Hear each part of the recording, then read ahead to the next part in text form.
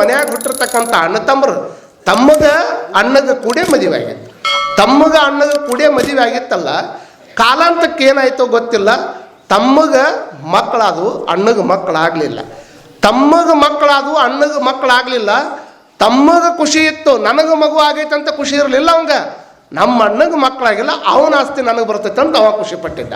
ಖುಷಿ ಒಂದ ಅಣ್ಣಗೆ ಖುಷಿ ಆಗಿತ್ತು, ನನಗೆ ಮಕ್ಕಳಾಗಲಿಲ್ಲ ಅಂದ್ರೆ ಏನಾಯ್ತು, ನಮ್ಮ ತಮ್ಮಗರ ಮಕ್ಕಳು ಅದಾವಲ್ಲ ಅದನ್ನು ನನ್ನ ಮಕ್ಕಳು ಅಂತ ತಿಳ್ಕೊಂಡಿ ಅಂತ ಅವ್ರ ಅಣ್ಣ ಖುಷಿ ಪಟ್ಟಿದ್ದ.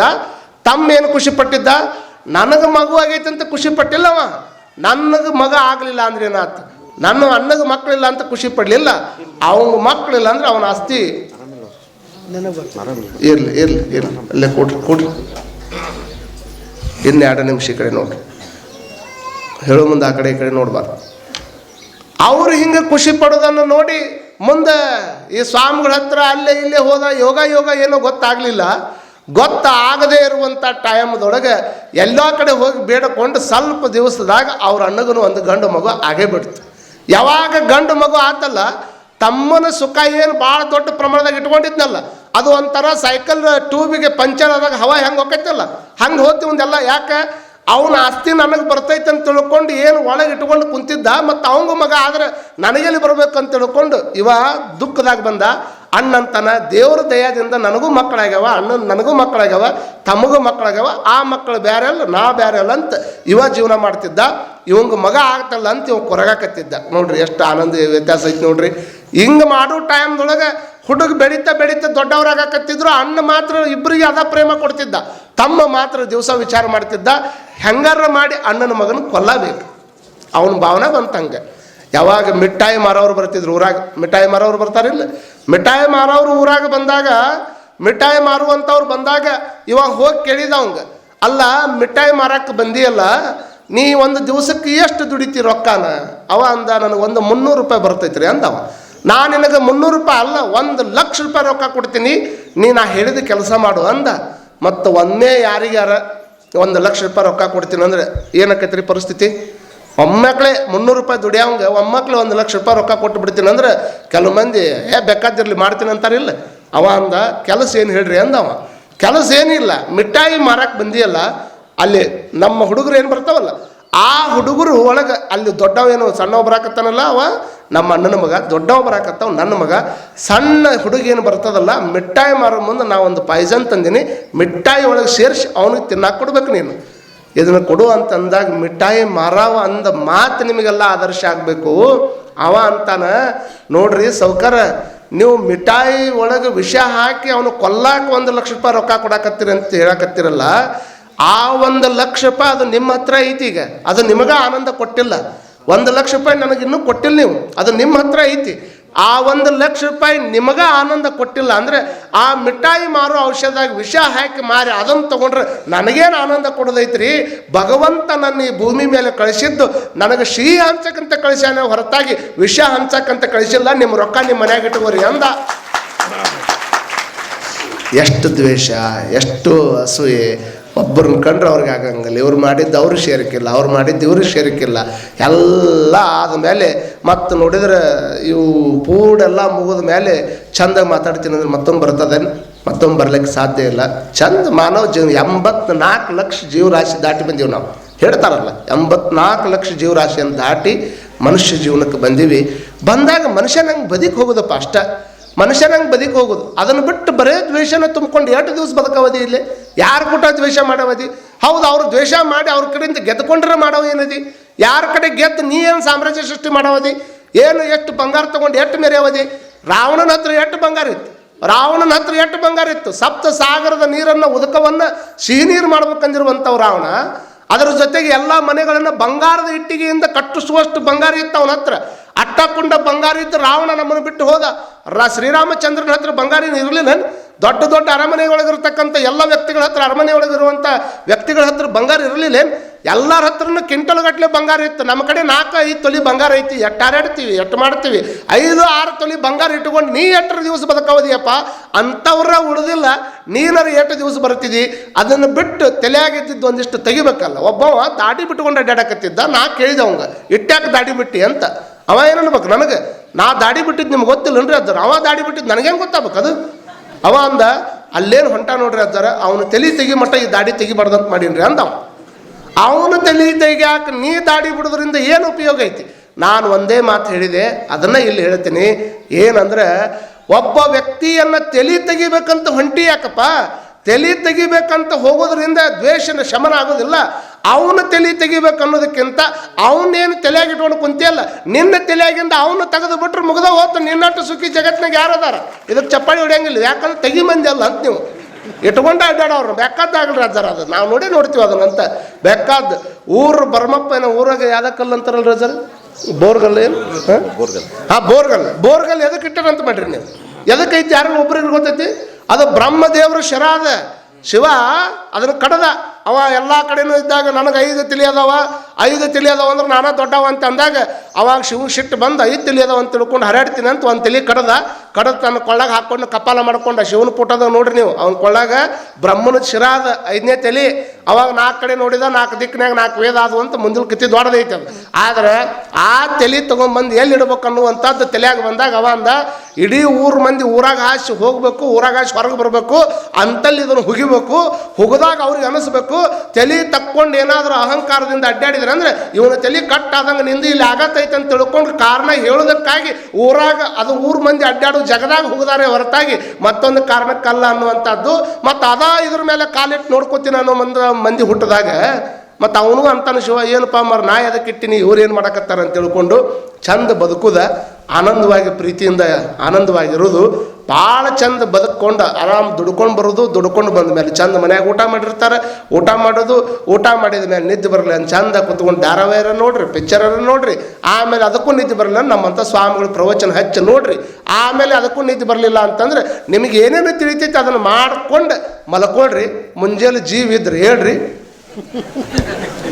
ಇದನ್ನೆಲ್ಲ ತಿಂದು ಬದುಕಿರುವಂಥ ಆ ಪ್ರಾಣಿ ತಿಂದು ಇವ ಬದುಕಾಕತ್ತಾನಲ್ಲ, ಇವ ಎಷ್ಟು ವಿಷಯ ಇರ್ಬೇಕನ್ನುವಂಥದ್ದನ್ನು ವಿಚಾರ ಮಾಡ್ರಿ ನೀವು. ಕೋಳಿ ಅಂತಾವ, ಅವು ಇತ್ತಿತ್ತಾಗ ಕೂಗುದು ಬಿಟ್ಟಾವ. ಯಾಕೆ ಕೂಗುದು ಬಿಟ್ಟಾವ ಅಂದ್ರೆ ಅವು ಅಂತಾವ ಕೂಗಿದ್ರು ನಮ್ಮನ್ನು ಇವ್ರು ಒಯ್ದೇ ಬಿಡ್ತಾರೆ ಅನ್ನೋದು ಗೊತ್ತಾಗೈತೆ ಅವಕ್ಕೆ. ಹಿಂಗಾಗಿ ನಾವು ಒಟ್ಟ ಕೂಗುದ ಬೇಡ ಅಂತ ಬಿಟ್ಟಾವು. ಯಾರೋ ಕೇಳಿದ್ರು, ಅಲ್ಲೋ ನೀ ಯಾರ ಮನೆಗೆ ಹೋಗಿ ಕಡ್ದಿಲ್ಲ, ಯಾರನ್ನು ಕಚ್ಚಿಲ್ಲ, ಯಾರು ಕುಟ್ಟಾಗ ಜಗಳಕ್ಕೆ ಹೋಗಿಲ್ಲ, ಯಾಕೆ ಮಂದಿ ಚಾಕು ಹಾಕ್ತಾರಂತ ಚಾಕು ಅದಕ್ಕೆ ಕೇಳುತ್ತೆ. ಅದಕ್ಕೆ ಕೋಳಿಗೆ ಚಾಕು ಯಾಕೆ ಹಾಕ್ತಾರಂತ ತಿಳ್ಕೊಂಡು ಕೇಳಿದ ಕೂಡಲೇ ಅವಾಗ ಆ ಕೋಳಿ ಏನು ಅನ್ಬೇಕು, ನೋಡು ನಾ ಯಾರನ್ನೂ ಕಡ್ದಿಲ್ಲ, ಯಾರ ಮನೆಗೆ ಹೋಗಿ ನನಗೆ ಬೇಕಂತ ಕೇಳಿಲ್ಲ, ಬಟ್ ಬ್ಯಾರೇದ್ರ ತಿಪ್ಪ್ಯಾಗ ಹೋಗಿ ಕಾಳ ತಿಂದು ಅವ್ರ ಮನ್ಯಾಗನ ಮೊಟ್ಟೆ ಇಟ್ಟಿನಿ, ಆದರೂ ನನಗೆ ಯಾಕೆ ಚಾಕು ಹಾಕಾಕತ್ತಾರ ಅಂದ್ರೆ ನಾ ಮಾಡಿದ್ದು ಒಂದೇ ಕೆಲಸ ಏನಂದ್ರೆ ಮುಂಜಾನೆ ಹೇಳುತ್ತಲೇ ಎಲ್ಲ ಮಂದಿ ಕೂಗಿ ಎಬ್ಸಿನ ನಾನು ಎಚ್ಚರ ಮಾಡಿನಲ್ಲ. ಯಾರು ಜಗತ್ತಿನಾಗ ಎಚ್ಚರ ಮಾಡಕ್ಕಂತ ಹೋಗ್ತಾರ ಅವ್ರು ಚಾಕು ಹಾಕೋದ ಈ ಮನುಷ್ಯರ ಕೆಲಸ ಅಂತ ಅವ್ರು ಹೇಳ್ತಾರೆ.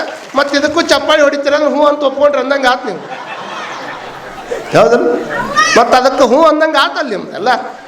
ಎಚ್ಚರ ಮಾಡಿದವ್ರು ಚಾಕು ಹಾಕೋದ ಇವ್ರ ಕೆಲಸ ಅನ್ನುವಂಥದ್ದನ್ನು ಅವ ಕೋಳಿ ಹೇಳ್ತದ ಅಂತಂದ್ರೆ ವಿಚಾರ ಮಾಡಿಕೊಡ್ರಿ. ಹಾವಿನ ವಿಷದ ಹಲ್ಲು ತೆಗೆದು ಬಿಟ್ರೆ ಹಾವು ಏನೂ ಮಾಡೋದಿಲ್ಲ, ಚೇಳಿನ ಕೊಂಡಿಯನ್ನು ತೆಗೆದು ಬಿಟ್ಟರೆ ಚೇಳು ಏನೂ ಮಾಡೋದಿಲ್ಲ. ಮತ್ತು ಮನುಷ್ಯ ನಿಂದು ಯಾವ ಗುಣವನ್ನು ತೆಗಿಬೇಕಪ್ಪ? ಯಾವ ಕಡೆ ಹೋದ್ರೆ, ಹಿಂಗೆ ಮುಂದೆ ಹೋದ್ರೆ ಒಂದು ವಿಚಾರ ಮಾಡ್ತಿ, ಹಿಂದೆ ಬಂದರೆ ಒಂದು ವಿಚಾರ ಮಾಡ್ತಿ. ಇವ್ರದ್ದು ಮೃಗ ಒಂದಾಗಿರ್ತಾವ, ಹಂಗೆ ಊರಾಗಿನ ಮೃಗನೂ ಒಂದಾಗದಾವ. ಇದರಲ್ಲಿಂದ ಉಪಯೋಗ ಏನೈತೆ ಅನ್ನುವಂಥದ್ದನ್ನು ವಿಚಾರ ಮಾಡ್ಕೊಳ್ಬೇಕಾಗ್ತದೆ. ಮನುಷ್ಯ ಎಷ್ಟು ಕೆಟ್ಟು ಬಿಟ್ಟಾನ ಅಂತಂದ್ರೆ, ಎಷ್ಟು ಕೆಟ್ಟು ಹೋಗಿಬಿಟ್ಟಾನಂದ್ರೆ, ತಾಯಿ ಮಗುವಿಗೆ ಹಾಲನ್ನು ಹಾಕಿಟ್ಟಿದ್ದು. ತಾಯಿ ಮಗುವಿಗೆ ಹಾಲು ಹಾಕಿಟ್ಟಿದ್ಲಲ್ಲ, ಕುಡಿಬೇಕನ್ನೋ ಟೈಮ್ದೊಳಗೆ ಒಂದು ನೊಣ ಬಂದು ಬಿತ್ತು. ನೊಣ ಬಂದು ಬಿದ್ದ ಕೂಡಲೇನ ಆ ನೊಣ ಬಿದ್ದಿರುವಂಥ ಹಾಲನ್ನು ಯಾವ್ದಾರು ತಾಯಿ ಕುಡಿಸ್ತಾಳೆ ಏನದು ಮಗು? ಇಲ್ಲ, ಯಾಕಂದ್ರೆ ನೊಣ ಭಾಳ ವಿಷ ಐತಿ ಅಂತ. ನೊಣ ಭಾಳ ವಿಷ ಐತೆ ಅಂತ ತಿಳ್ಕೊಂಡು ಯಾರು ಹಾಲು ಕುಡಿಸಂಗಿಲ್ಲ. ನೊಣ ಭಾಳ ವಿಷ ಐತೆ ಅಂತ ತಿಳ್ಕೊಂಡು ಚೆಲ್ಲಿದ್ರು ಆ ನೊಣ ತಿಂದು ಒಂದು ಹಲ್ಲಿ ಬದುಕ್ತದೆ. ನೊಣದಕ್ಕಿಂತ ವಿಷ ಯಾವುದು? ಹಲ್ಲಿ. ನೊಣ ಭಾಳ ವಿಷ, ನೊಣ ತಿಂದು ಬದುಕುವಂಥ ಹಲ್ಲಿ ಭಾಳ ವಿಷ. ನೊಣ ತಿಂದು ಬದುಕುವಂಥ ಹಲ್ಲಿ ಭಾಳ ವಿಷ. ಹಲ್ಲಿ ತಿಂದು ಕಪ್ಪಿ ಬದುಕ್ತದೆ, ಕಪ್ಪಿ ಭಾಳ ವಿಷ. ನೋಡ್ರಿ, ನೊಣ ಭಾಳ ವಿಷ ಅದ, ನೊಣ ತಿಂದು ಬದುಕುವಂಥ ಹಲ್ಲಿ ಭಾಳ ವಿಷ ಅದ. ಹಲ್ಲಿ ತಿಂದು ಬದುಕುವಂಥ ಕಪ್ಪಿ ಭಾಳ ವಿಷ ಅದ. ಕಪ್ಪಿಯನ್ನು ತಿಂದು ಬದುಕುವಂಥ ಹಾವುನು ಭಾಳ ವಿಷ ಅದ. ಹಾವು ತಿಂದು ಬದುಕುವಂಥ ಹದ್ದು ಕೋಳಿಗಳು ಅವು ಭಯಂಕರ ವಿಷ ಅದ. ನಾನು ಹೇಳಬೇಕಾಗಿರುವಂಥ ಮಾತೇನು ಅಂದ್ರೆ, ನೊಣ ಭಾಳ ವಿಷ, ನೊಣ ತಿಂದು ಬದುಕುವಂಥ ಹಲ್ಲಿ ಭಾಳ ವಿಷ. ಹಲ್ಲಿ ತಿಂದು ಬದುಕುವಂಥ ಯಾವುದು? ಕಪ್ಪಿ ಭಾಳ ವಿಷ. ಕಪ್ಪಿ ತಿಂದು ಬದುಕುವಂಥ ಹಾವು ಭಾಳ ವಿಷ. ಹಾವು ತಿಂದು ಬದುಕುವಂಥ ಕೋಳಿ ಭಯಂಕರ ವಿಷ. ಕರುಣೆ ಇದು ದೇವ ಕೊಟ್ಟಿರ್ತಕ್ಕಂಥ ಸೃಷ್ಟಿ. ಒಂದು ಎಳ್ನೀರಿನ ಗಿಡ ನೋಡ್ರಿ ನೀವು, ಒಂದು ಎಳ್ನೀರಿನ ಗಿಡ ಇಲ್ಲಿ ಬೆಳೆದವ್ ನೋಡ್ರಿ, ಒಂದು 30 ಫೂಟ್ ಇರ್ತೈತೆ ಅದು. ಹಂಗೆ ತಿಳ್ಕೊಡ್ರಿ, 30 ಫೂಟ್ ಇರ್ತಕ್ಕಂಥದ್ದು. ನಿಮ್ಮ ಮನ್ಯಾಗ 2 ಅಂತಸ್ತಿನ ಮನೆ ಕಟ್ಟಿರ್ತೈತಿ. 2 ಅಂತಸ್ತಿನ ಮನೆ ಮೇಲೆ ಇಲ್ಲೊಂದು ಟ್ಯಾಂಕ್ ಇಟ್ಟಾರ, ಇಲ್ಲೇ ಇಟ್ಟಾರ ಅದನ್ನು ಟ್ಯಾಂಕ್. ಆ ಟ್ಯಾಂಕ್ನ್ಯಾಗ ನೀರು ಹೋಗ್ಬೇಕಾದ್ರೆ ತಳದಾಗಿಂದ ಹೋಗ್ಬೇಕಾದ್ರೆ ಮೋಟ್ರ್ ಹಚ್ಚಿ ಕಳಿಸ್ಬೇಕಿಲ್ಲ ಮ್ಯಾಕ್ ಅದಕ್ಕೆ. ಮತ್ತು ಇಲ್ಲೇ ಇರತಕ್ಕಂಥ 10 ಫೂಟಿನ ಟ್ಯಾಂಕಿಗೆ ನೀರು ತಳಗಿಂದ ಹೋಗ್ಬೇಕಾದ್ರೆ ಅದಕ್ಕೆ ಏನು ಬೇಕು? ಮೋಟ್ರ್ ಬೇಕಾಗ್ತದೆ. ಈ ಮೋಟ್ರ್ ತೊಗೊಂಡು ಆ ಟ್ಯಾಂಕ್ ತುಂಬಿಸಿ ಆಮೇಲೆ ನಳ್ಳಿ ತುಂಬ ಎಲ್ಲ ಮನ್ಯಾಗ ತೊಗೋತೀವಲ್ಲ. ಮತ್ತು ಎಳ್ನೀರಿನ ಗಿಡ ಏನು ತೆಂಗಿನ ಗಿಡದಾಗ 30 ಫೂಟ್ ಐತಲ್ಲ, ಯಾರು ಏನು ಪಂಪ್ಸೆಟ್ ಹಚ್ಚಾರ ಅದಕ್ಕೆ? ಯಾರು ಹಚ್ಚಾರ? ನೀವು ಹಾಕಿಡ್ದು ಗಟ್ರ ನೀರು ಹಾಕಿರೋದಕ್ಕೆ. ಬಚ್ಚಲು ನೀರಿನಾಗ ಬೆಳೆದೈತೆ ಅದು. ಬಚ್ಚಲು ನೀರು ತೆಗೆದುಕೊಂಡು ಗಟ್ರ ನೀರು ತೆಗೆದುಕೊಂಡು ಇರುವಂಥ ಜಾಗದಾಗ 30 ಫೂಟ್ ಬೆಳೆದು ನೀ ಹಾಕಿದ್ದು ಬೇಕಾದಷ್ಟು ಹೊಲಸು ನೀರು ಹಾಕಿದ್ರು ಸಹಿತ ನಿನಗೆ ಎಂಥ ನೀರು ಕೊಡ್ತೀನಿ ಅಂದ್ರೆ ಡಾಕ್ಟ್ರ್ ಸಹಿತ ಹೇಳ್ತಾರೆ, ಒಂದು ಗ್ಲುಕೋಸ್ ಹಚ್ಚೋದೇನಪ್ಪ, ಒಂದು ಎಳ್ನೀರು ಕುಡಿದೇನು, ಎರಡು ಒಂದ ಅಂತ ತಿಳ್ಕೊಂಡು ಹೇಳ್ಬೇಕಾದ್ರೆ ಗಟ್ರ ನೀರು, ಬಚ್ಚಲು ನೀರು, ಎಳ್ನೀರು ಹೆಂಗಾತಪ್ಪ? ಯಾರು ಮಾಡಿದ್ರು ಇದನ್ನು? ನಮ್ಮ ಮನ್ಯಾಗ ನಮ್ಮ ಅಜ್ಜ ಮಾಡಿದ್ದಾನೆ. ಯಾರು ಮಾಡಿದ್ರು ಇದನ್ನು ತಿಳ್ಕೊಂಡಾಗ ಸೃಷ್ಟಿಯ ವೈಶಿಷ್ಟ್ಯ ಗೊತ್ತಾಗ್ತದೆ. ಹಾಗಾಗಿ ಶಿವಚಿಂತೆ ಶಿವಧ್ಯಾನ ಇಲ್ಲದ ಮನುಜರು ಸಗಣಕ್ಕೆ ಸಾಸಿರ ಹುಳ ಹುಟ್ಟವೇ ದೇವ. ಸಗಣಿ ಒಳಗೆ ಹುಳ ಇರ್ತಾವಲ್ಲ, ಏನು ಉಪಯೋಗ ಅದಾವೆ ಹೇಳ್ರಿ? ಅದ್ರಾಗ ಸಾವಿರಾರು ಹುಳ ಇರ್ತಾವೆ, ಅಲ್ಲೇ ಇರ್ತಾವೆ, ಅದರಲ್ಲಿಂದ ಏನೂ ಉಪಯೋಗ ಇಲ್ಲ. ಅದಕ್ಕೆ ಅವ್ರು ಅಂತಾರೆ, ಇವುಗಳನ್ನು ಮಾಡಲಾರದವರು ಶಗಣಾಗಿದ್ದು ಹುಳ ಹೆಂಗಿರ್ತಾವಲ್ಲ ಅವು ಹುಟ್ಟುತ್ತಾವ, ಅವು ಸಾಯ್ತಾವ. ಮತ್ತು ಅದರಂಗ ನೀನು ಹುಟ್ಟಿ ಅದರಂಗ ನೀ ಸಾಯಕತ್ತಂದ್ರೆ ಮತ್ತು ಅವು ಬೇರೆ ಅಲ್ಲ, ನೀ ಬೇರೆ ಅಲ್ಲ. ಮುಂದುವರೆದು ಹೇಳ್ತಾರೆ ಅವರು, ಕಾಡ ಮೃಗ ಒಂದಾಗಿರಲಾಗದೆ ದೇವ. ಈಗ ಹೆಂಗೆ ಊರಾಗಿನ ಮೃಗಗಳು ಇರ್ತಾವಲ್ಲ, ಅವ್ರ ಅಂತಾರೆ ಶರಣರ ಭಾಷೆ ಇದು, ನಂದಲ್ಲ. ಕಾಡ ಮೃಗ ಒಂದಾಗಿರಲಾಗದೆ ದೇವ, ಊರ ಮೃಗ ಒಂದಾಗಿರಲಾಗದೆ ದೇವ. ಕಾಡಿನೊಳಗೂ ಮೃಗಗಳು ಇರ್ತಾವ, ಅಲ್ಲಿ ಸಣ್ಣ ಪ್ರಾಣಿ ಅದಾವ, ದೊಡ್ಡ ಪ್ರಾಣಿ ಅದಾವ. ಸಣ್ಣವು ಬದುಕಾಕತ್ತಾವ, ದೊಡ್ಡವು ಬದುಕಾಕತ್ತಾವ. ಹುಲಿ ಮುಂದೆ ಮೊಲ ಜಿಗದಾಡ್ಕೊಂತ ಅಡ್ಡಾಡಕತ್ತಿತ್ತು. ಹುಲಿ ಮುಂದೆ ಮೊಲ ಹಿಂಗೆ ಜಿಗದಾಡಕತ್ತಿತ್ತು, ತೋಳು ಅಡ್ಡಾಡ್ತಿತ್ತು, ಹುಲಿ ಅಡ್ಡಾಡ್ತಿತ್ತು, ಶಿವ ಅಡ್ಡಾಡ್ತಿತ್ತು. ಪಕ್ಕದಾಗಿದ್ದು ಗಿಡ ಕೇಳ್ತಂತ ಹಿಂಗೆ ಹೊರಗೆ ಬಂದು 2 ನಿಮಿಷದಾಗ ತಿಂದು ಹೋಗ್ತೈತಿ ನೀನು ಬೇರೆ ಪ್ರಾಣಿ ಮೊಲಕ್ಕೆ. ಹಿಂಗೆ ಹೊರಗೆ ಬಂದೆ ಅಂದ್ರೆ 2 ನಿಮಿಷದಾಗ ನೀನು ತಿಂದ ಹೋಗಿಬಿಡ್ತಾವ ಬೇರೆ ಪ್ರಾಣಿ. ಇಷ್ಟೆಲ್ಲ ತಿಂತಾರ ಅನ್ನೋದು ಗೊತ್ತಿದ್ರು ಸಹಿತ ಇಟ್ಟಾಕೊಂಡ ಹರಡಕತ್ತಿಯಲ್ಲಿ ನಿನಗೇನು ಅನ್ಸಂಗಿಲ್ಲ ಅಂತ ಕೇಳಿದ್ರೆ ಅವಾಗ ಮೊಲ ಹೇಳ್ತಂತ, ನನಗೆ ನಮ್ಮವ್ವ ಹೇಳ್ಯಾಳ. ಏನಂತ ಹೇಳ್ಯಾಳ ಅಂದ್ರೆ, ತಮ್ಮ ನಾವು ಬದುಕಬೇಕಾಗಿರುವಂಥದ್ದು ಕಾಡಿನೊಳಗೆ ಬದುಕಬೇಕು, ಅದು ಹುಲಿ ಮಧ್ಯದಾಗ ಬದುಕಬೇಕು, ಚಿರತೆ ಮಧ್ಯದೊಳಗೆ ಬದುಕಬೇಕು, ತೋಳದ ಮಧ್ಯದೊಳಗೆ ಬದುಕಬೇಕು. ಅವು ನಮ್ಮನ್ನು ತಿಂತಾವ ಅಂತ ತಿಳ್ಕೊಂಡು ಹೆದರ್ಕೊಂಡು ಬದುಕಿದ್ರೆ ಜೀವನ ನಶ್ವರ ಆಕೈತಪ್ಪ. ಅವು ತಿನ್ನು ಮಠ ನೀನು ಬದುಕೈತಲ್ಲ, ಅವು ತಿನ್ನು ಮಠ ನಿನ್ನ ಬದುಕೈತಲ್ಲ, ಅಲ್ಲಿ ಮಠನ ಚಂದ ಬದುಕಂತ ತಿಳ್ಕೊಂಡು ಆನಂದವಾಗಿ ನಮ್ಮವು ಹೇಳಿದ್ದಕ್ಕೆ ನಾನು ಅದು ಆಗ ತಿಂತೈತೋ ಇನ್ನೊಮ್ಮೆ ತಿಂತೈತೋ ನನಗೆ ಗೊತ್ತಿಲ್ಲ. ಅದು ತಿನ್ನು ಮಠ ನನ್ನ ಕೈಯಾಗ ನನ್ನ ಬದುಕೈತಲ್ಲ, ಬದುಕನ್ನು ಸಂತೋಷವಾಗಿ ನಾನು ಬದುಕ್ತೀನಿ ಅಂತ ಮೊಲ ಹಾರಾಡ್ತದ. ಕಾಡಿನಾಗ ಕ್ರೂರ ಪ್ರಾಣಿಗಳ ಮಧ್ಯದೊಳಗಿದ್ದಿರುವಂಥ ಮೊಲ ಸಂತೋಷದಿಂದ ಬದುಕಾಕತ್ತದ. ನಿಮ್ಮ ಅಪ್ಪ, ನಿಮ್ಮ ಅಣ್ಣ, ನಿಮ್ಮ ತಮ್ಮ, ನಿಮ್ಮ ಸಂಬಂಧಿಕರ ಎಲ್ಲರೂ ಮನುಷ್ಯರ ಮಧ್ಯದೊಳಗೆ ಬದುಕಾಕತ್ತೀವಿ. ಮನುಷ್ಯರೊಳಗೆ ಬದುಕಿದ್ರೂ ಸಹಿತ ಇಲ್ರಿ ನನಗೆ ಯಾಕೆ ಭಾಳ ತೊಂದರೆ ಐತೆ ಅಂತ ತಿಳ್ಕೊಂಡು ಗನ್ಮ್ಯಾನ್ ಇಟ್ಕೊಂಡು ನಾವು ಬದುಕಾಕತ್ತೀವಿ ಅಂದ್ರೆ ಮತ್ತೆ ಅಡವಿಯಾಗಿರುವಂಥ ಮೊಲ ಚಲೋ ಐತೋ ಏನು ಮನುಷ್ಯ ಚಲೋ ಅದ ಅನ್ನುವಂಥದ್ದನ್ನು ತಿಳ್ಕೊಳ್ಳೋದೇ ಜನಜಾಗೃತಿ ಪಾದಯಾತ್ರೆ ಹೊರತಾಗಿ ಮತ್ತೊಂದು ಏನು ಅಲ್ಲ ಅನ್ನುವಂಥದ್ದನ್ನು ತಿಳ್ಕೊಬೇಕಾಗ್ತದೆ ಅಷ್ಟೇ. ಮಕ ಚಂದ ಇಟ್ಕೊಂಡವ್ರು ಭಾಳ ಮಂದಿ ಅದಾರ, ದೇಹ ಚಂದ ಇಟ್ಕೊಂಡವರು ಭಾಳ ಮಂದಿ ಅದಾರ. ಮಕ ಚಂದ ಇಟ್ಕೋಬೇಕಂತ ಸಿಕ್ಕಾಪಟ್ಟಿ ಖರ್ಚು ಮಾಡಿದವರು ಅದಾರ, ಮತ್ತು ದೇಹ ಚಂದ ಇಟ್ಕೋಬೇಕಂತ ತಿಳ್ಕೊಂಡು ಸಿಕ್ಕಾಪಟ್ಟಿ ಜಿಮ್ಮಿಗೆ ಹೋಗಿ ಬೆವರು ಸುರಿಸೋರು ಅದ. ಆದರೆ ನಿಜವಾಗಿ ಯಾವುದು ಚಂದ ಇರಬೇಕು ಅಂದರೆ ಕೇವಲ ಮಕ ಚಂದಿತ್ತು, ಕೇವಲ ದೇಹ ಚಂದಿತ್ತು, ಮನಸ್ಸು ಮಾತ್ರ ಕೊಳಕ್ಕೆ ನಾರ್ತಿತ್ತು ಅಂದ್ರೆ ಅದಕ್ಕೆ ಬೆಲೆ ಬರಂಗಿಲ್ಲ. ಇವೆಲ್ಲ ಚಲೋ ಇರಲಿಲ್ಲ ಅಂದ್ರೂ ಸಹಿತ ಒಳಗಿರುವಂಥ ಮನಸ್ಸು ಭಾಳ ಚಂದ ಇರ್ಬೇಕನ್ನೋ ಕಾರಣಕ್ಕೆ ಪಾದಯಾತ್ರೆನೇ ಹೊರತಾಗಿ ಮತ್ತೊಂದು ಕಾರಣಕ್ಕಲ್ಲ. ನಮ್ಮ ಶಿವಲಿಂಗಯ್ಯ ಶಾಸ್ತ್ರಿಗಳು ನಿಮಗೆ ಕುಂದರ್ರಿ ಅಂತ ಹೇಳ್ತಿದ್ರು. ಆವಾಗ ನೀವೇನು ಕೆಲವು ಮಂದಿ ಅಲ್ಲಿ ನೀರು ಬಿದ್ದಾವು, ನಾವು ಹೆಂಗೆ ಕುಂದ್ರು ಅಂತ ನೀವು ವಿಚಾರ ಮಾಡಿ. ಆಮೇಲೆ ಒಂದು ತಾಡ್ಪಲ್ ತಂದು ಹಾಸಿದ್ರು, ಅದು ಭಾಳ ಹೊಲಸೈತಿ, ಇದ್ರ ಮೇಲೆ ಕುಂತ್ರ ಅರಿವಿ ಹೊಲಸಕ್ಕವ ಅಂತ ವಿಚಾರ ಮಾಡಿದ್ರಿ. ನಾ ತಿಳ್ಕೊತೀನಿ, ತೆಳಗೆ ಕುಂತ್ರ ಬಟ್ಟೆ ಹೊಲಸಕ್ಕವನ್ನು ಅಂತದಕ್ಕೆ ನಿಮಗೆ ತಡ್ಕೊಳಕ್ಕೆ ಆಗೋದಿಲ್ಲ ಅಂದ್ರೆ, ಮತ್ತು ಸಮಾಜದೊಳಗೆ ಇರಬೇಕಾದ್ರೆ ಹೊಲಸು ಒಳಗೆ ತುಂಬಿಕೊಂಡು ಹೊಲಸು ಗುಣವನ್ನು ಒಳಗಿಟ್ಕೊಂಡು ಊರು ತುಂಬ ಅಡ್ಡಾಡಕತ್ತೀವಿ ಅಂದ್ರೆ, ಮತ್ತು ಬಟ್ಟೆ ಹೊಲಸಾದಂಗೆ ಈ ದೇಹನೂ ಹೊಲಸಾಕೈತಿ ಅಂತ ತಿಳ್ಕೊಂಡು ಬಿಟ್ರೆ ಒಳ್ಳೇದಾಕೈತಿ ಜಗತ್ತಿನಾಗ. ಆದ್ರೆ ನಾವು ಹಂಗೆ ಮಾಡುವಂಗಿಲ್ಲ. ಕೆಟ್ಟದ್ದೇನೈತೆ ಅದು ಒಳಗೆ ಇರಲಿ ಅಂತೀವಿ, ಒಳ್ಳೇದೇನೈತಲ್ಲ ಅದನ್ನು ಒಟ್ಟ ಅಪ್ಕೊಳಂಗಿಲ್ಲ. ಅದನ್ನು ಕಂಡ ಶರಣರು ಒಂದು ಚಲೋ ಮಾತನ್ನು ಬರೆದಾರ. ಏನು ಬರೆದಾರ ಅಂದ್ರೆ, ಉಣ್ಣೆ ಕೆಚ್ಚಲದೊಳಗಿದ್ದು ಉಂಬುವುದೇ ನೊರೆಬಾಲ. ಉಣ್ಣೆ ಎಲ್ಲಿರ್ತದೆ? ಕೆಚ್ಚಲದೊಳಗೆ ಇರ್ತದೆ, ಹಾಲಿನ ಕೆಚ್ಚಲದೊಳಗೆ ಇರ್ತದೆ.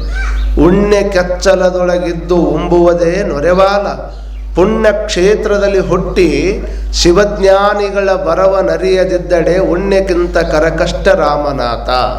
ಉಣ್ಣೆ ಕೆಚ್ಚಲದೊಳಗಿದ್ರೂ ಸಹಿತ ಕೆಟ್ಟದ್ದನ್ನು, ಮತ್ತು ಜನನೂ ಸಹಿತ ಹೆಂಗೈತಿ ಅಂದ್ರೆ ಕೆಟ್ಟದ್ದಕ್ಕನ ಭಾಳಷ್ಟು ಬೆಲೆ ಕೊಡ್ತೈತಿ. ನೋಡ್ರಿ, ಚಲೋ ತಿನ್ನು ಕಾಯಿಪಲ್ಯ ಗಟ್ರ ದಂಡಿ ಒಳಗೆ ಮಾರ್ತಾರೆ, ಒಂದು ಪಾಟ್ ಹಾಕ್ಕೊಂಡು ಮಾರ್ತಾರೆ. ಯಾವುದು ನಮ್ಮನ್ನು ಹಾಳು ಮಾಡ್ತೈತಿ ಅದನ್ನು ಜಗಮಗ ಮಾಡುವಂಥ ಒಂದು ದೊಡ್ಡ ಅಂಗಡಿ ಮಾಡಿ ಸಿಕ್ಕಾಪಟ್ಟಿ ಕರೆಂಟಿನ ಲೈಟ್ ಹಾಕಿ, ಶರಾಯಿ ಅಂಗಡಿ ಹೆಂಗಿರ್ತಾವೆ ನೋಡ್ರಿ ನೀವು, ಕಾಯಿಪಲ್ಯ ರೋಡ್ನ್ಯಾಗ ಇದಕ್ಕೆ ಹಾಕ್ಕೊಂಡು ತಡಪಲ್ ಹಾಕ್ಕೊಂಡು ಕಾಯಿಪಲ್ಯ ಮಾರ್ತಾರೆ. ಯಾವುದು ನಮ್ಮನ್ನು ಹಾಳು ಮಾಡ್ತೈತಿ ಅದನ್ನು ಎಲ್ಲಿ ಜಗಮಗ ಅರ್ಧ ಕರೆಂಟ್ ಅದಕ್ಕೆ ಬೇಕು. ಈಗ ಸದ್ದ ಅಷ್ಟು ಚಲೋ ಇಟ್ಟಿರ್ತಾರೆ ಅವನು ಬ್ರ್ಯಾಂಡ್. ಆ ಬ್ರ್ಯಾಂಡ್ ಇದ್ದಲ್ಲಿ ಹೋಗಿ ಕುಡಿದು ಬರ್ತಾನೆ. ಈ ಕೆಲವು ಮಂದಿ ಹಾಲಿನ ಕ್ಯಾನ್ ಹಿಡ್ಕೊಂಡು ಹೊಂಟಿದ್ರು ಮಂದಿ, ಹಾಲನ್ನು ನಮಗೆ ಉದ್ಧಾರ ಮಾಡ್ತೈತೆ ಅದನ್ನು ಇದ್ದಲ್ಲಿ ಹೋಗಿ ಮಾರಿ ಬರ್ತಾರೆ. ಆದರೆ ಅದನ್ನು ಹೊತ್ಕೊಂಡು ಹೋಗಿ ಮಾರಿ ಬಂದ್ರೆ ಶರಾಯಿನ ನಿಮ್ಮ ಊರಾಗ ಯಾರಿಗೂ ವಾಸನ ಗೊತ್ತಿಲ್ಲ ಕಾಣುತ್ತೆ, ಸುಮ್ಮನೆ ಕೂತಿರಿ ನೀವು ಪಾಪ. ಶರಾಯಿ ಇದ್ದಲ್ಲಿ ಹೋಗಿ ತೊಗೊಂಡು ಬರ್ತಾರೆ, ಹಾಲು ಇದ್ದಲ್ಲಿ ಹೋಗಿ ಕೊಟ್ಟು ಬರ್ತಾರೆ. ಇದು ವಿಚಿತ್ರ ಅಂದ್ರೆ ಯಾವುದಕ್ಕೆ ನಾವು ಬೆಲೆ ಕೊಡಬೇಕು, ಯಾವುದಕ್ಕೆ ನಾವು ಬೆಲೆ ಕೊಡಬಾರ್ದು ಅನ್ನುವಂಥದ್ದನ್ನು ವಿಚಾರ ಮಾಡ್ಕೋಬೇಕಾಗ್ತದೆ. ಇಷ್ಟೇ ನಾ ಹೇಳಬೇಕಾಗಿರುವಂಥದ್ದು. ಒಳ್ಳೆಯದು ಒಳಗೆ ಪ್ರವೇಶ ಆಗಬೇಕೇ ಹೊರತಾಗಿ ಕೆಟ್ಟದ್ದೆಂದು ಕೂಡ ಪ್ರವೇಶ ಆಗಬಾರ್ದು. ಕಾರಣ ಯಾವುದಕ್ಕಾಗಿ ಇದು ಬಂದೈತಪ್ಪ, ಅದಕ್ಕೆ ಅವ್ರು ಹೇಳಿದರು, ಶಿವಚಿಂತೆ ಶಿವಧ್ಯಾನ ಇಲ್ಲದ ಮನುಜರು. ಯಾರ ಬಗ್ಗೆ ಚಿಂತೆ ಮಾಡ್ಬೇಕು ನಾವು? ಕೆಲವು ಮಂದಿ ಏನೇನಾರು ಚಿಂತೆ ಮಾಡೋರದ, ಏನೇನಾರು ಚಿಂತೆ ಮಾಡೋದಕ್ಕಲ್ಲ ನಾವು ಬಂದಿರುವಂಥದ್ದು. ಶಿವನ ಚಿಂತೆ ಮಾಡ್ಬೇಕು. ಯಾಕಂದ್ರೆ ಅವ ಕೊಟ್ಟಾನ, ಎಲ್ಲ ಕೊಟ್ಟಾನ. ನಮ್ಗೇನು ಕೊಟ್ಟಾನ ಹೇಳ್ರಿ? ಗಾಳಿ ಕೊಟ್ಟಾನ, ನೀರು ಕೊಟ್ಟಾನ, ಬೆಳಕ ಕೊಟ್ಟಾನ, ಎಲ್ಲ ಕೊಟ್ಟಾನ. ಬರೀ ಜಸ್ಟ್ ನಿಮ್ಮ ಮನೆಗೆ ನೀರು ಬಂದರೆ ನೀರಿನ ಬಿಲ್ ಕಟ್ತೀರಿ, ನಿಮ್ಮ ಮನೆಗೆ ಕರೆಂಟ್ ಬಂದರೆ ಕರೆಂಟಿನ ಬಿಲ್ ಕಟ್ತೀರಿ, ನೀರು ಬಂದರೆ ನೀರಿನ ಬಿಲ್ ಕಟ್ತೀರಿ, ಕರೆಂಟ್ ಬಂದರೆ ಕರೆಂಟಿನ ಬಿಲ್ ಕಟ್ತೀರಿ, ಮತ್ತು ಪಂಚಾಯತಿಯವ್ರ ಹಪ್ತಾ ಬಂದರೆ ಹಪ್ತಾನೂ ಕಟ್ತೀರಿ ಭೂಬಾವಡಿ ಅಂತ ತಿಳ್ಕೊಂಡು. ಮತ್ತು ಅವ ಕೊಟ್ಟ ಜಗದಾಗ ಇರ್ತಕ್ಕಂಥ ವ್ಯಕ್ತಿಗಳಿಗೆ ಬಿಲ್ ಕಟ್ಟಬೇಕು ಅನ್ನೋದು ಗೊತ್ತೈತಿ. ಬರೀ ನೀರು ಬಂದರೆ, ಬರೀ ಕರೆಂಟ್ ಬಂದರೆ ಇಷ್ಟಕ್ಕೆ ನಾವು ಬಿಲ್ ಕಟ್ತೀವಿ ಅಂದರೆ, ಮತ್ತು ಎಲ್ಲ ಕೊಟ್ಟು ಭಗವಂತಿಗೆ ಯಾವ ಬಿಲ್ ಕಟ್ಟವ್ರ ಅಂತ ವಿಚಾರ ಮಾಡಿಕೊಂಡ್ರೆ ಅವನಿಗೆ ಬಿಲ್ ಕಟ್ಟೋ ಅವಶ್ಯಕತೆ ಇಲ್ಲ. ಅವನಿಗೆ ಬಿಲ್ ಕಟ್ಟೋ ಅವಶ್ಯಕತೆ ಇಲ್ಲ. ನಿಮ್ಮ ಪರಿಶುದ್ಧವಾಗಿರುವಂಥ ದಿಲ್ಲನ್ನು ಮಾತ್ರ ಪರಮಾತ್ಮ ಕೊಡಬೇಕೇ ಹೊರತಾಗಿ ಅಲ್ಲಿ ಬಿಲ್ಲಿನ ಅವಶ್ಯಕತೆ ಇರಲಿಕ್ಕೆ ಸಾಧ್ಯ ಇಲ್ಲ. ಹೌದಲ್ಲ? ಯಾವುದು ಕೊಟ್ಟಿಲ್ಲ ಹೇಳಿ ನೋಡೋಣ, ಏನು ಕೊಡಬೇಕಾಗಿತ್ತು ಹೇಳಿ ನೋಡೋಣ. ಹಾಗಾಗಿ ಕೊಟ್ಟಿಯಲ್ಲಪ್ಪ ಅಂತ ಶಿವನ ಚಿಂತೆ ಒಳಗಿರ್ಬೇಕು ನಾವು ಅದನ್ನು ಬಿಟ್ಟಿವಿ. ಬಡತನಕ್ಕೆ ಉಂಬುವ ಚಿಂತೆ, ಉಡಲಾದರೆ ತೊಡುವ ಚಿಂತೆ, ತೊಡಲಾದರೆ ಇಡುವ ಚಿಂತೆ, ಹೆಂಡಿರ ಚಿಂತೆ, ಮಕ್ಕಳ ಚಿಂತೆ, ಕೇಡಿನ ಚಿಂತೆ, ಸಾವಿನ ಚಿಂತೆ. ಎರಡು ನಾವು ಹಂಗೆ ಹುಡ್ಕೊಂತ ಹೊಂಟ್ರೆ 100 ಬರ್ತಾವೆ ಚಿಂತೆ. ಮನುಷ್ಯ ಒಟ್ಟು ಸಮಾಧಾನ ಅನ್ನೋದು ಐತೆ ಅಂತ ಮಾಡ್ರಿ ನೀವು. ಎಲ್ಲ ಇಲ್ಲಿ ಕುಂತಾಗ ಮಾತ್ರ ನೀವು ಹೆಂಗದಿರಿ ಅಂತ ಕೇಳಿದ್ರೆ ನಾವು ಭಾರಿ ಆರಾಮದೀವಿ ಅಂತ ಹೇಳ್ತಾರೆ ಮಂದಿ ಮುಂದೆ. ಎಲ್ಲರೂ ಕೇಳ್ರಿ ನೀವು ಹೆಂಗದಿರಿ ಅಂದ್ಕೂಡಲೇ ನಮ್ಮಷ್ಟು ಆರಾಮ ಯಾರದಾರಿ ಅದ ಮನ್ಯಾಗ ಒಳಗೆ ಹೋಗಿ ಪಾದ ಪೂಜೆ ಮಾಡೋ ಮುಂದೆ ಹೆಂಗದ, ನಮ್ಮಷ್ಟು ಕಷ್ಟ ನಿಮಗಿದ್ರೆ ನೀವ್ಯಾಕೆ ಸ್ವಾಮಿ ಹಾಕಿದ್ರಿ ಹೇಳ್ತಾರೆ ಅಂತಾರೆ. ಮತ್ತು ನಮ್ಗೆ ವಿಚಾರ ಮಾಡ್ಕೋಬೇಕಲ್ಲ. ಅಂದ್ರೆ ನಾವು ಯಾವುದನ್ನು ವಿಚಾರ ಮಾಡಕತ್ತೀವಿ? ಶಿವಚಿಂತೆ ಶಿವಧ್ಯಾನ ಇಲ್ಲದ ಮನುಜರು. ಶಿವನ ಚಿಂತಿರಬೇಕು, ಶಿವನ ಬಗ್ಗೆ ಧ್ಯಾನ ಇರಬೇಕು ನಮಗೆ. ನಾವು ಯಾರ್ಯಾರ್ದಾರ ಧ್ಯಾನ ಮಾಡಿದ್ರೆ ಹೆಂಗೆ? ಮೂಗು ಕೊಟ್ಟವನು ಬಿಟ್ಟು ಬರೀ ಮೂಗುತಿ ಕೊಟ್ಟವನು ಹೊಗಳ್ಕೊಂತ ಹೊಂಟ್ರೆ ಜಗತ್ತಿನಾಗ ಏನಾಗ್ತದೆ ವಿಚಾರ ಮಾಡ್ರಿ. ಒಂದು ಈ ಸದ್ದ ನಿಮಗೆಲ್ಲ ನಾನು ತಿಳಿಸುವಂಗೆ ಹೇಳ್ಬೇಕಂದ್ರೆ, ನೀವು ಭೂಮಿ ಒಳಗೆ 400 ಫೂಟ್ನೊಳಗೆ ನೀರೈತಿ. ಭೂಮಿ ಒಳಗೆ 400 ಫೂಟ್ನಾಗ ನೀರು ಐತಿಲ್ಲ. ನೀರು ಬೋರ್ವೆಲ್ ತೊಗೊಂಡು ಕೊರಿತಾರೆ. ಬೋರ್ವೆಲ್ ತೊಗೊಂಡು ನೀರನ್ನು ಕೊರೆದಾಗ ನೀರು ಹತ್ತದ. ಆ ನೀರು ಹೊರಗೆ ಬರ್ಬೇಕಾದ್ರೆ ಏನು ಮಾಡ್ತಾರೆ? ಅದಕ್ಕೆ ಒಂದು ಮೋಟ್ರ್ ಕುಂದಿರ್ಸ್ತಾರೆ, ಪೈಪ್ ಕುಂದಿರಿಸಿ ಮೋಟ್ರ್ ಕುಂದಿರಿಸಿ ನೀರು ಹೊರಗೆ ತೊಗೊಂಬರ್ತಾರೆ. ನೋಡು, ಭೂಮಿ ಒಳಗೂ ನೀರದ, ಭೂಮಿ ಮ್ಯಾಲಿನೂ ನೀರದ, ಮ್ಯಾಗಲಿಂದನೂ ಮಳೆ ಬರ್ತದೆ. ಎಷ್ಟು ಕರುಣ ಐತಿ ಭಗವಂತನಿಗೆ ಅಂತಂದ್ರೆ, ಮಳೆ ಸುರಿಸ್ದಷ್ಟು ಆನಿಕಲ್ಲು ಸುರಿಸಿಲ್ಲ ಅವ. ಮತ್ತು ಮಳೆ ಸುರಿದಂಗೆ ಆನಿಕಲ್ಲು ಯಾವಾಗ ಒಂದು ಬೀಳ್ತಾವಲ್ಲ, ದೊಡ್ಡ ದೊಡ್ಡ ದೊಡ್ಡ ದೊಡ್ಡ ಆಣಿಕಲ್ಲು ಗುಡ್ಡದಂಗೆ ನಮ್ಮ ತಲೆ ಮೇಲೆ ಬಿದ್ದಿದ್ರೆ ನಾವ್ಯಾರು ಬದುಕಾಕಕ್ಕೆತ್ತನು. ಅದಕ್ಕೆ ಭಗವಂತನೇ ಇದು ಎಷ್ಟು ನಿನ್ನ ಕರುಣ ಐತಿ ಅಂದ್ರೆ, ನೀನು ಮಳೆಯನ್ನು ಸುರಿಸಿದಷ್ಟು ಆಣಿಕಲ್ಲನ್ನು ಸುರಿಸಿಲ್ಲಪ್ಪ, ನೀನು ಆಕಳ ಹುಟ್ಟಿಸಿದಷ್ಟು ಹುಲಿಗಳನ್ನು ಹುಟ್ಟಿಲ್ಲಪ್ಪ, ಕೆಟ್ಟದ್ದನ್ನು ನೀನು ನಾಶ ಮಾಡಿದಿ, ಒಳ್ಳೆಯದನ್ನು ಮಾತ್ರ ಜಗತ್ತಿಗೆ ಕೊಟ್ಟಿ ಅನ್ನುವಂಥ ಕಾರಣಕ್ಕೆ ಆತನ ಧ್ಯಾನ ಮಾಡೋದೇ ಹೊರತಾಗಿ ಮತ್ತೊಂದು ಕಾರಣಕ್ಕಲ್ಲ. ಯಾಕೆ ಮಾಡ್ಬೇಕು ಅವನ ಧ್ಯಾನನ? ನಾವಂತೀವಿ ನನ್ನ ಮನ್ಯಾಗ ನಾ ಅದೀನಿ, ನನ್ನ ರೊಕ್ಕ ನಾ ಗಳಿಸೀನಿ, ನನ್ನ ಗಾಡಿಯಾಗ ನಾ ಅಡ್ಡಾಡ್ತೀನಿ, ನನ್ನ ಮೊಬೈಲಾಗ ನಾ ಮಾತಾಡ್ತೀನಿ. ಹೌದು, ಇವೆಲ್ಲ ಆಗುವಂಗೆ ಮಾಡಿದವ್ರು ಯಾರು? ನಾವು ಮಾತಾಡ್ಬೇಕು. ಯಾರು ಒಂದು ಅಂತಾರ ಚಂದಂದೊಂದು ಮೊಬೈಲ್ ಫೋನ್ ತೊಗೊಂಡು ಬಂದ್ರಂದ್ರೆ 32 ಮೆಗಾ ಪಿಕ್ಸೆಲ್ ಕ್ಯಾಮ್ರಾ ಐತ್ರಿ, ಭಾರಿ ಕ್ಲಿಯರಿಟಿ ಬರ್ತೈತೆ ರೀ ಕ್ಯಾಮ್ರಾ ಅಂತ ಹೇಳ್ತೀವಿ ನಾವು. ನಿಮ್ಮ ಮೊಬೈಲ್ ಎಷ್ಟು ಚಲೋ ಮೊಬೈಲ್, ಆ್ಯಪಲ್ ಫೋನ್ ಈಗ ಸದ್ಯ 16 Pro ಅಂತ ಬಂದಿರ್ಬೇಕು, ಅದನ್ನು ತೊಗೊಳಕ್ಕೆ ಬಂದ ಕೂಡಲೇ ಹೋಗ್ತಾರೆ ಬಂದು, ಏನು ಆ್ಯಪಲ್ ಫೋನ್ ತೊಗೋಬೇಕು ನೋಡಿ, ನಾ ತೊಗೊಂಡ್ರೆ ಒಂದು ಸ್ಟೇಟಸ್ನೇ ಹಾಕ್ಕೊಂಡ್ರೆ ನಾವೊಂದು ಪರ್ಚೇಸ್ ಮಾಡಿದೆ ಅಂತ. ಬರೀ ಒಂದು ಆ್ಯಪಲ್ ಫೋನ್ನೊಳಗೆ ವರ್ಷ ನೋಡ್ರಿ ನೀವು ಪಿಕ್ಚರ್ಸ್ಗಳು ಏನು ಮಾಡ್ತಾರೆ, ಒಂದಿಷ್ಟು ಹಿಂದೆ ಮುಂದೆ ಮಾಡ್ತಾರೆ, ಒಂದಿಷ್ಟು ಯಾಡ್ ಮಾಡ್ತಾರೆ, ಒಂದಿಷ್ಟು ತೆಗಿತಾರೆ. ಬರೀ ಎರಡು ಪಿಕ್ಚರ್ಸ್ಗಳನ್ನು ಅದರೊಳಗೆ ಆಪ್ಷನ್ಸ್ಗಳನ್ನು ಹಾಕಿ ತೆಗೆದು ಬಿಟ್ರೆ ಆ್ಯಪಲ್ ಫೋನ್ ಲಕ್ಷಗಟ್ಟಲೆ ರೊಕ್ಕ ಕೊಟ್ಟು ತೊಗೊಂಬರ್ತಿರಲ್ಲ. ಎಂದ ಜಗತ್ತು ಹುಟ್ಟೈತೆ ಅಂದಲಿಂದ ಏನು ಮನುಷ್ಯ ಹುಟ್ಟುವಂತ ಬಂದಾನಲ್ಲ, ಎಲ್ಲಿ ಕಣ್ಣದವ ಅಲ್ಲೇ ಕಣ್ಣದಾವ, ಎಲ್ಲಿ ಕಿವಿ ಅದಾವ ಅಲ್ಲೇ ಕಿವಿ ಅದಾವ, ಎಲ್ಲಿ ಮೂಗೈತಿ ಅಲ್ಲೇ ಮೂಗೈತಿ, ಎಲ್ಲಿ ಬಾಯಿ ಐತಿ ಅಲ್ಲೇ ಐತಿ. ಯಾವ ಯಾವ ಅಂಗಾಂಗ ಯಾವೆಲ್ಲಿ ಎಲ್ಲೆಲ್ಲಿ ಇರಬೇಕಾಗಿತ್ತು ಅಲ್ಲೆಲ್ಲಿ ಅದಾವ. ಮತ್ತು ಆ್ಯಪಲ್ ಫೋನ್ ದಿವಸ ಚೇಂಜ್ ಮಾಡಿ ಬಿಟ್ಟಂಗೆ ಮತ್ತು 8 ವರ್ಷದಿಂದ ಕಣ್ಣು ಇವಂಗೆ ಇಲ್ಲೇ ಮ್ಯಾಗ ಕೊಡಬೇಕು, ಒಂದಿಷ್ಟು ಕಣ್ಣು ಹಿಂದಿಡುನು, ಮೂಗು ಮ್ಯಾಗಿಡುನು, ಬಾಯಿ ತೆಳಗಿಡುನು ಅಂತ ತಿಳ್ಕೊಂಡು ಅವ ಏನಾರು ಮಾಡಿದ್ರೆ ನಮ್ಮನ್ನು ಯಾರು ನೋಡ್ತಿದ್ರು ರೀ ಜಗತ್ತಿನಾಗ? ಯಾರು ನೋಡಂಗಿಲ್ಲ. ಮತ್ತಿಷ್ಟೆಲ್ಲ ಒಂದ್ರಂಗೆ ಒಬ್ಬರು ಕಣ್ಣು ಬೇರೆ ಕಡೆ ಇಲ್ಲ, ಒಬ್ಬರು ಮೂಗು ಬೇರೆ ಕಡೆ ಇಲ್ಲ, ಒಬ್ಬರು ಕಿವಿ ಬೇರೆ ಕಡೆ ಇಲ್ಲ, ಒಬ್ಬರು ಬಾಯಿ ಬೇರೆ ಕಡೆ ಇಲ್ಲ. ಆದರೂ ಇಷ್ಟು ಮಂದಿ ಕುಂತರು ಒಬ್ಬರು ಹಂಗೆ ಇಲ್ಲಲ್ಲ. ಇದು ಆ ಭಗವಂತನ ತಾಕತ್ತೆ ಹೊರತಾಗಿ ಇದು ನಮ್ಮ ತಾಕತ್ತಲ್ಲ.